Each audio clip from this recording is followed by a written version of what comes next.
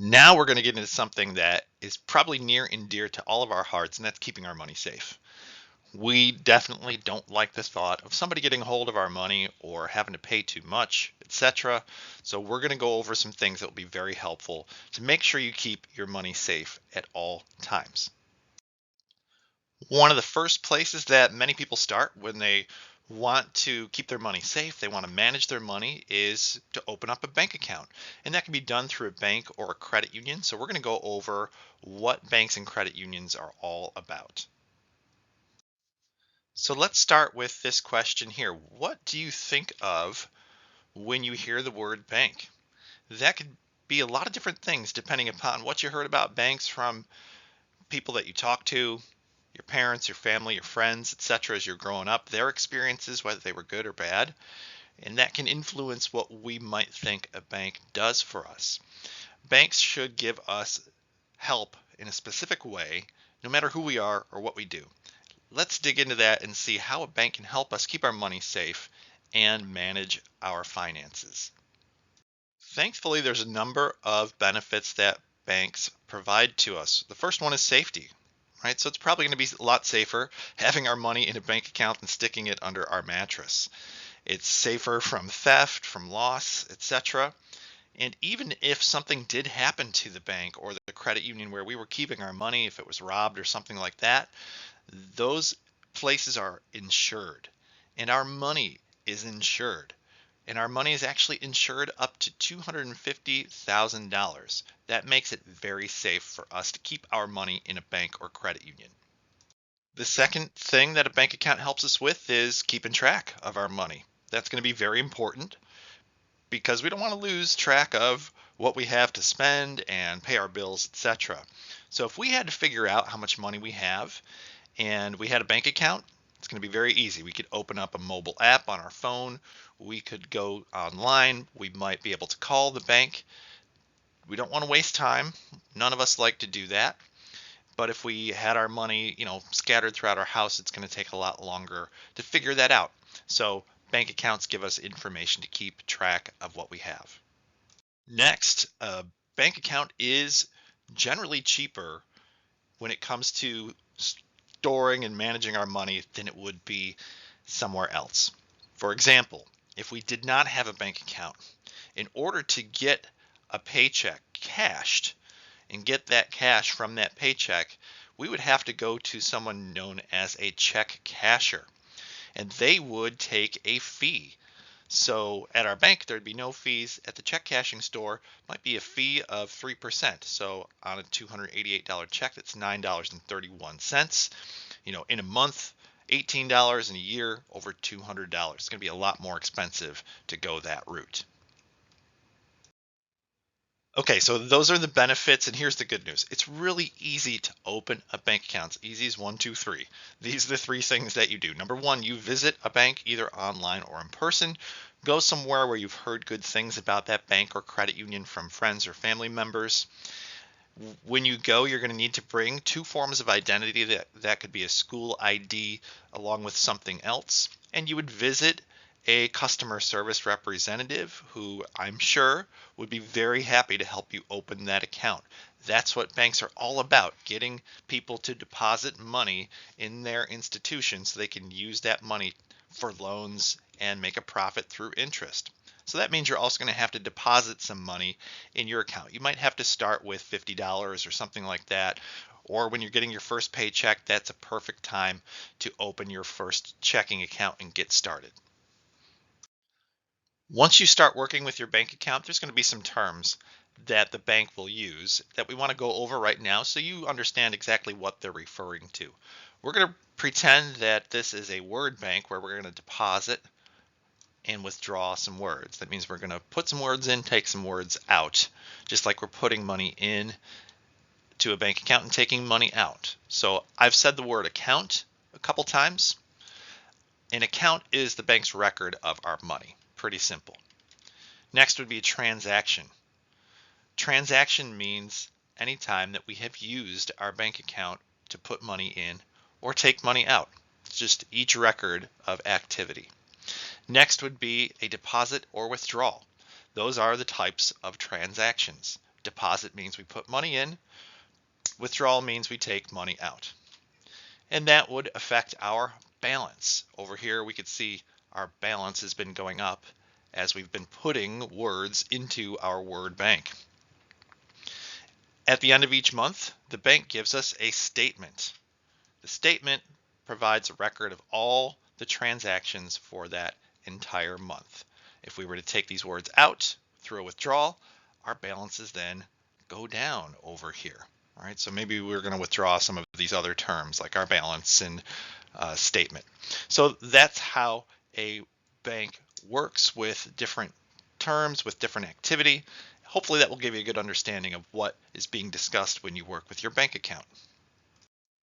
Here are 3 quick tips to help you keep your bank account safe and to use it safely. First, don't share your password or PIN with anyone. Your PIN is the code that you punch in when you take money out of an ATM or make some other type of transaction that requires that. It would be helpful to also use mobile and online banking so you can keep track of what's going on and also get alerts about activity with your account. So if money got spent from your account that you did not spend, you would get an alert letting you know so you could contact the bank and put a stop to it immediately. So that would be the last tip. Get those alerts. You can sign up to get alerts through text often or email. Do that. That will be very helpful in keeping track. So there you have it. Hopefully that builds a good understanding of how easy it is and important it is to have a bank account and work with a bank. Next, we're going to talk about working on professionalism. That's something that's going to be important to everything that you do as you move forward with your goals regarding your career. And we're specifically going to get into how to make a good first impression. So a couple questions to kick this off once again. What does professionalism mean to you, and how do you think a professional should act? People can have a lot of different perspectives on that, but at the end of the day, a professional person is somebody who is respectful, someone who treats others the way that they want to be treated, and someone who does their best to help other people in the way that they need to be helped. That's really what professionalism comes down to. It doesn't always mean somebody who's wearing a suit and a tie. Certainly we have to dress appropriately for different types of jobs that we are doing, but just because you wear a suit and a tie doesn't make you a professional person. It doesn't make you someone who's respectful and helpful to others. So I would encourage you to really think of professionalism in that way. And every one of us can develop our professionalism by learning how to be more respectful. And the great thing is, when you give respect, you've just earned respect. So that's one of the best tips I can tell you that I've learned over the years. And then lastly, we can all learn how to be a better help to people. And the more helpful we are to other people, the more value we provide to them. And that means more opportunity for us to do good things. In order to really move in the right direction when it comes to professionalism, we're going to have to know how to make a good first impression. It's certainly a key to developing relationships and connecting with people in the right way. Few things that we want to focus on real quickly. Have a good handshake. A good handshake is something that communicates confidence and also that you respect someone. So it goes back to the professionalism piece. A handshake is done with your right hand without a glove on or anything like that. You want to have a somewhat firm grasp. You don't want to crush someone's hand, but you don't want to offer them a hand that feels like it's from a dead person. No one likes that. And at the same time, you want to make good eye contact. Lastly, you don't want to hang on to the person's hand forever. You pretty much just want to do one up and down shake and let go. That will communicate that you understand a professional handshake and you'll make a great first impression. Additionally, introduce yourself with confidence. You don't have to say that your name is awesome, but it is important to introduce yourself in a way that people feel comfortable and they feel that you're comfortable as well, because that will build, level of confidence on their part. Make sure that you speak clearly and slowly. It can be very frustrating when people can't hear your name, or you might be in a room with other people talking and you're networking and introducing yourself, you might have to speak up a little bit more than you're used to. And obviously, be polite. That means be considerate of the person you're introducing yourself to. That means take an interest in them. Ask them some questions that would help you to develop an understanding of that person's interests and goals, etc. That will help people to understand that you're genuine and authentic and that you want to help them in the best way possible. Sometimes when we're working or when we are doing a job, we have to have a sales pitch. That means we might have to tell someone that we want them to do something. So start with that. Go right for it. Ask politely. Ask someone for what you want in a polite manner. Start right in there and then give them details about what it is you would like from them. The time, what you need, what it's for. Whether that's selling them a cup of lemonade or convincing them that they should join you in partnering on something, that's probably the best approach to take to help people to get the benefit that you are presenting to them. So guess what? We are at the end. You have made it. Congratulations. We so appreciate you being a part of Go for Gold. Let's talk about some of the things that we've gone over just to summarize and remind you. Don't forget that opening a bank account is as easy as 1, 2, 3. You can visit the bank, make sure you bring 2 forms of ID, and make a deposit. When we are spending money, we need to make sure that we buy with our brains, that we think. We're not just emotional. We need to save as much as we can, as soon as we can, because the more that we save now, the more we're going to have later. Be sure to plan. That means we prepare. We're always learning. We believe we can learn anything. We take action on what we learned, and we continue to notice the things that are changing around us so we can adjust. And then be your boss with your money. Make sure you budget your money. Keep control of it. Own it. Put your money in things that will help you to have items of value. Save it, share it, be generous. Lastly, when it comes to credit cards, don't swipe the small stuff.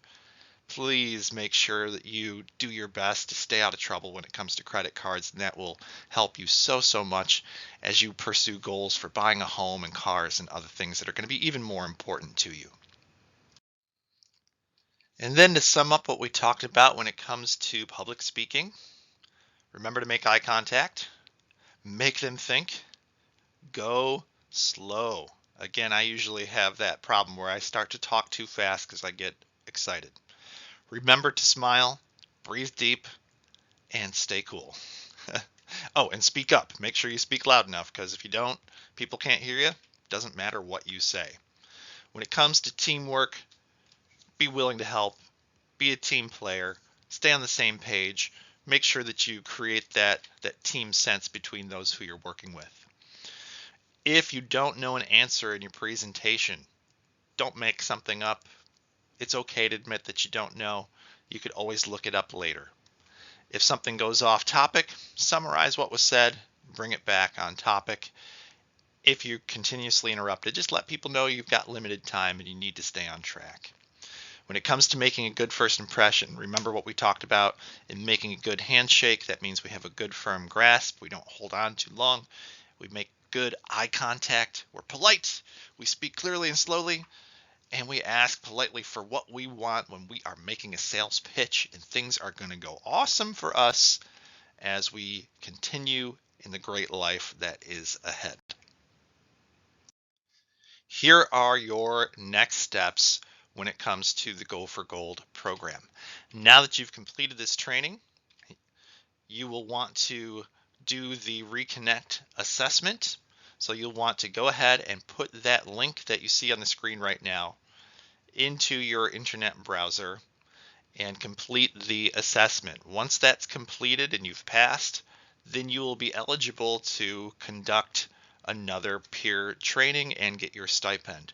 So that link again is The HTTPS, as you can see, surveymonkey.com/R/G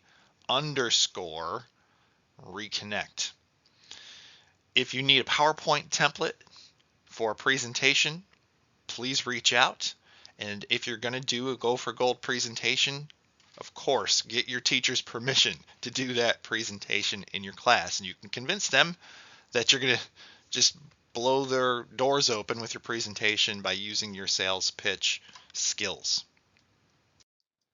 Finally, make sure that you remember that this is for your classmates, so deliver something that you would also want to learn. Keep it simple and to the point. Don't get too complicated. You don't need to. Your presentation needs to be about 10 minutes long, 10 to 15 minutes long. It can't be less than that, otherwise you won't get your stipend, so make sure you plan accordingly. And once you deliver that workshop, have your teacher send in the confirmation form. We need that in order to be able to pay your stipend. They verify that you actually delivered that presentation, so make sure that they complete that form, and if you need it, we can get that to you. Best way to contact us to get what you need, if you need any help, is through our email addresses that you see at the bottom of the screen. I want to thank you guys again for being a part of Go for Gold. We so appreciate it.